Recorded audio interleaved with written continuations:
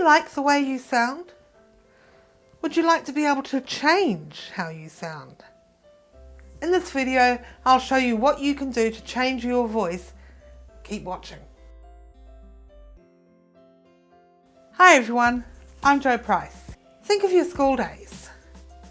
Which teachers did you find you learnt more from? The female teachers or the male teachers? Chances are you learnt most from your male teachers.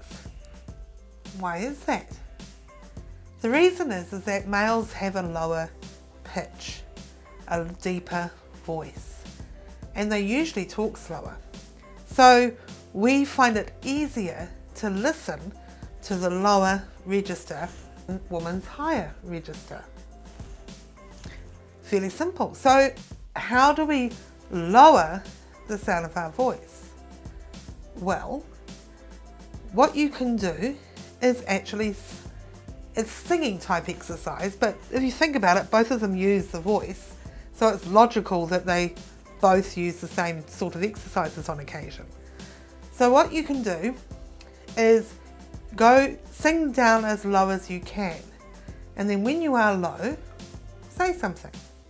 So, la la la la la la la. That's about as low as I can go, and so I'll talk there for a bit. What you can do, I mean, I'm not going to naturally sound like that. I don't talk that low, but I do have a deeper voice because my voice was quite high. So I learnt how to lower my voice through using my lower register.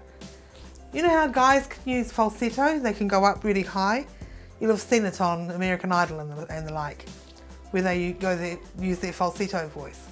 Well, women have one too. It's just a lower voice. So use your lower register as much as you can, and to help you get there in private, of course, you don't want to do this in public, but just use your singing to go down as low as you can. Look, it doesn't need to be in tune, that doesn't matter. This is just you on your own, so nobody else needs to hear it. And then when you find you can get to the lower register, then start talking there.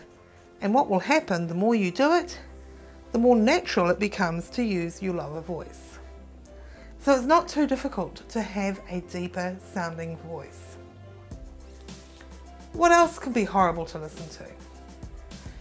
Maybe you have a really sort of flat sounding voice. And I'm not meaning that you don't go up and down, that there's no cadence to your music, to your voice. It's more that it's a sort of a single sound. Something that's quite a hard sound, like this. Can you hear how hard it is? Right? Well, what's happening there is that you're not using your resonators. What are resonators? We have in our chest and our head a number of hollow spaces, which when we open them up, we can actually allow the voice to sort of echo around those hollow spaces, which creates a richer and fuller sound. So, sounds easy. Unfortunately, the only way I have discovered to open your resonators is to think them open. So what I tend to do is, you can hear how hard it is when it's all hard, when I've closed everything down, right? I'm not allowing my voice to resonate in those areas, which by the way are the forehead, the eye sockets, the nasal cavity, the cheekbones, the mouth of course, the throat and the upper chest. Those are the main areas that will actually allow the voice to resonate. So when you think them open, then it makes a difference to the way you sound. It might help to close your eyes.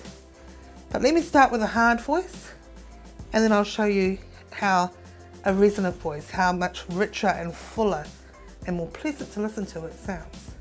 Alright, so a hard voice is like this, right? And then I'll think my resonators open. It can help to open your eyes. Think them open, and it's a lot more pleasant sound. There's an interesting point. Do you find that people are always getting you to repeat yourself when you speak that they're not really listening. Isn't that annoying? But whose fault is it? Is it the listener's fault if they can't hear you or can't understand you? Or is it your fault? Sorry guys, it's your fault. Maybe you're talking too quickly. Maybe you're using too high a pitch or too low a pitch. Maybe you have an accent, or you're mumbling, or there's all sorts of reasons why people find it difficult to hear you and understand you. But that's not their fault. If you want people to listen, it's up to you to make it easy for them to listen. Nobody likes to work hard at listening to other people speak. So if you make it easy, they're more likely to listen to you. So what else can you do to make your voice more pleasant to listen to? I mean, there's the obvious. Make sure you're speaking at a good pace, that you're using a nice, deep sounding voice, that you're using a resonant tone. But there's one other thing. Apart from mumbling, can't forget the mumbling, right? Many of us mumble, we don't open our mouths enough when we speak, and so therefore the words get sort of shut behind the lips and they don't come out. I feel really sorry for any people who are deaf and are trying to lip read, most of us, because we don't use our lips. Must be so hard for them. That was just a side issue. But we place our voice in different parts of our head, and that changes the sound of the voice. For example, Kiwis, that's New Zealanders for those of you that don't know, and we're not naming ourselves after the fruit. They used to be called Chinese gooseberries. No, we're naming ourselves after our native bird, the kiwi, which is our national icon. Alright, so Kiwis are New Zealanders, and we're not calling ourselves fruit, we're calling ourselves birds, just as a side note. Alright, so Kiwis have a tendency to talk on the back of their throats. They tend to talk like this. If you can hear, it's quite a hard sound, quite gravelly. Now there's two reasons why that's not a good way to speak. One is that it damages your vocal cords if you keep talking like that. You're going to scratch them and let calluses build up on the vocal cords, which is not a good way to be. The other reason is it sounds horrible. Don't you agree? Alright, the other place that people tend to put their voices, which is not a good place, is into the nasal cavity. So it sounds like they're talking through their nose, or they've always got a cold. So they're talking like this, through their nose. Can you hear that it's quite a nasal sound? It's not very pleasant at all. So if you do have your voice placed in either of these two positions, what can you do to change it? Well, I suggest that you practice making sounds. What I used to do is I liked to see if I could fool my dog. My dog loved to chase cats. So I would make sounds as if there were cats fighting.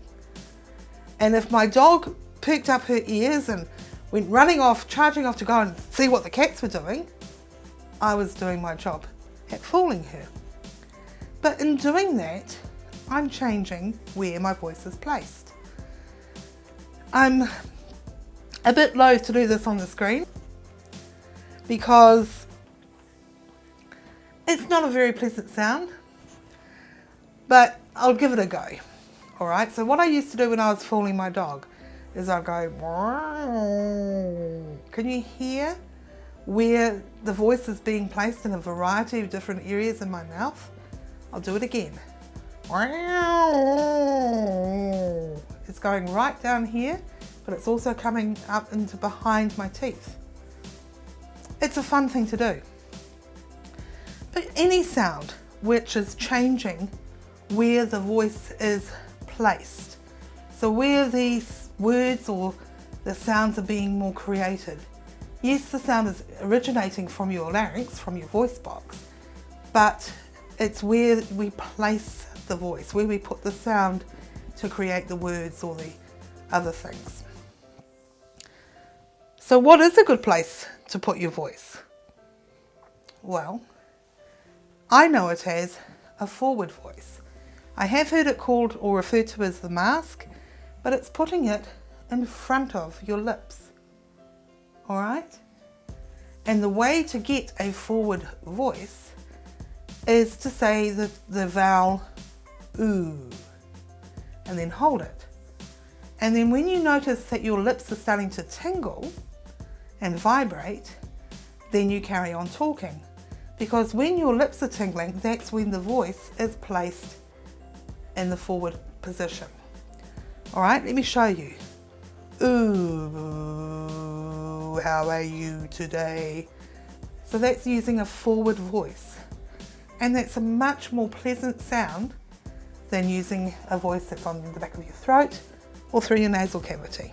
So that's all I've got for you today. I hope you enjoyed this video. If you did, please hit that like button and subscribe to the channel.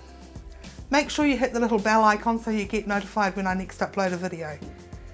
And I do have other videos on speaking well and that sort of thing, so make sure you check them out too. Until next time.